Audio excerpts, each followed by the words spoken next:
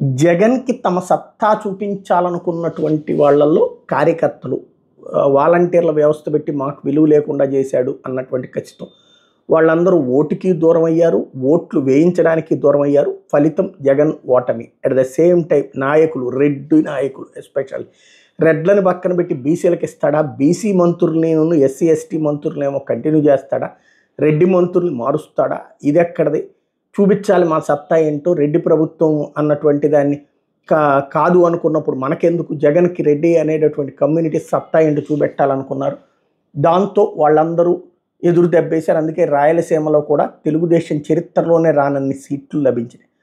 అయితే ఇప్పుడు రెడ్లకి తగినటువంటి విలువ వస్తుందా లేదా అన్నటువంటి చూసుకున్న తర్వాత, అలాగే వెంటాడి వేటాడుతున్నటువంటి ప్రభుత్వ వ్యవహారాలు చూసుకున్నాక, రాజకీయం అంటే రెడ్డి రాజ్యము, కమ్మ రాజ్యము, కాపు రాజ్యము, ఇట్లాగ రాజ్యాలు ఉండవు, అందరినీ కలుపుకెళ్ళడం అని తెలుసుకున్నాక, ఎవరైతే అధికారంలోకి వచ్చినప్పటి నుంచి కొట్టుకున్నటువంటి నాయకులు ఇప్పుడు కలుసుకున్నారు.